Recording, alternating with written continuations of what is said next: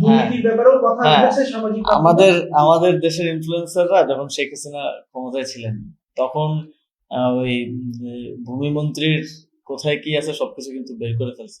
মানে পৃথিবীর কোথাও এই জিনিসগুলো গোপন রাখা আসলে মানে সম্ভব না। কারণ আমি যদি এক্সাম্পল দেই যে একটা নিউজ হয়েছিল যে আমরা ওই আপনি তো স্পোর্টস কভার করেন, আপনি জানেন যে 51 লাখ টাকা স্টেডিয়াম আমরা করছি 14 কোটি টাকায়। আহ, ওই প্রজেক্টে একটা স্টেডিয়ামের 3 থেকে 4 একর জমি অধিগ্রহণ করতে 9 থেকে 10 কোটি টাকা লাগে। আমরা দেখেছি যে আমাদের ইনফ্লুয়েন্সাররা বের করে ফেলছেন, এটা কোনো গোয়েন্দা সংস্থার প্রয়োজন পড়ে নাই, কোনো আহ, মানে রেগুলেটরি বডির প্রয়োজন পড়ে নাই। তো আপনারা তো দেখেন অনেক বিখ্যাত ইনফ্লুয়েন্সার আমার বিরুদ্ধে অনেক কিছু চেষ্টা করেছেন, অনেক পয়েন্ট মেক করার চেষ্টা করেছেন, কিন্তু আজ পর্যন্ত কোনো কিছু থাকলে অবশ্যই মানে একটা কথা আছে না যে আকাশে চাঁদ উঠলে সর্বলোকে দেখে, তো ওইরকম আর কি। তো প্রচারণা হয়েছে আমাদের বিরুদ্ধে এবং প্রচারণা হওয়াটাই স্বাভাবিক। যখন আমার কাছে যদি প্ল্যাটফর্ম থাকে তখন আমি ন্যারেটিভ শেপ করতে পারি। আমরা যাদের বিরুদ্ধে লড়াইটা করেছি এবং ইভেনচুয়ালি দায়িত্ব পালন করতে গিয়েও অনেকে শত্রু ভাবাপন্ন হয়েছে, তাদের কাছে তো প্ল্যাটফর্ম আছে। তো তার কাছে যখন প্ল্যাটফর্ম থাকে, সে যখন একটা সত্য হোক মিথ্যা হোক সে যখন এটাকে পুশ করে, তখন ওইটার আহ, মানে মানুষ তো নেগেটিভটাও শুনতে একটু পছন্দ করে, অথবা প্ল্যাটফর্মের লেভারেজটা আছে যে হাজার হাজার লাখ লাখ মানুষের কাছে ছড়িয়ে দেওয়া। হয়তো আমার উত্তরটা আমি দিচ্ছি কিন্তু আমার উত্তরটা পৌঁছাচ্ছে না। কারণ আমি যদি এক্সাম্পল দেই যে একটা নিউজ হয়েছিল যে আমরা ওই আপনি তো স্পোর্টস কভার করেন, আপনি জানেন যে 51 লাখ টাকা স্টেডিয়াম আমরা করছি 14 কোটি টাকায়। আহ, ওই প্রজেক্টে একটা স্টেডিয়ামের 3 থেকে 4 একর জমি অধিগ্রহণ করতে 9 থেকে 10 কোটি টাকা লাগে।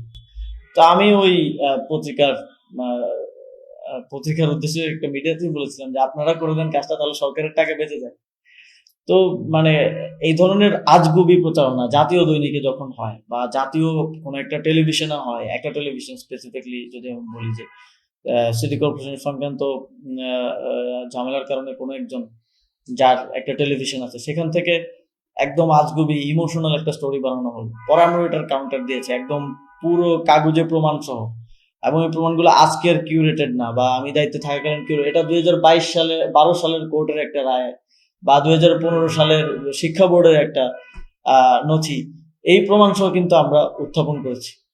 আবার একটা যদি ঘটনা খেয়াল করেন যে একজন রাজনৈতিক নেতা চাঁদাবাজির ঘটনায় আহ, আহ, একজন মামলার আসামিকে তার বাসায় নিয়ে গিয়ে আমার বিরুদ্ধে স্টেটমেন্ট আদায় করলো যে এই চাঁদাবাজির ঘটনায় আমি জড়িত।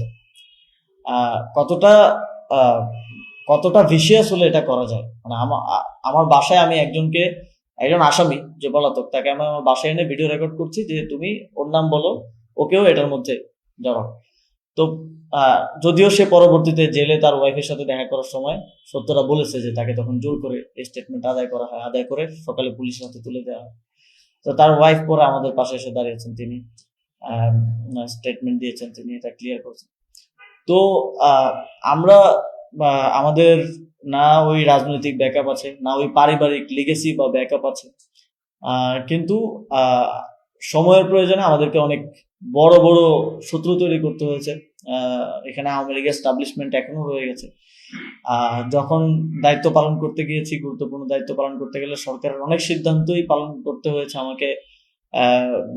ওই দায়িত্বে থাকার কারণে আমাকে ওইটা ক্যারি ফরওয়ার্ড করতে হয়েছে, যেটা হয়তো অনেক রাজনৈতিক দলের বা রাজনৈতিক ব্যক্তিত্বের পছন্দ হয় নাই।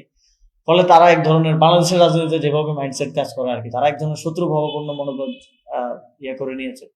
তো তারা সবসময় আক্রমণ করবে, তাদের কাছে প্ল্যাটফর্ম আছে, টাকা আছে, তাদের কাছে ওই ম্যান পাওয়ার থেকে শুরু করে রিসোর্স সবকিছু আছে। তবে আমার দায়িত্ব হচ্ছে আমার জায়গা থেকে সেটা পরিষ্কার করা, আমার নিজের জায়গাটা পরিষ্কার রাখা।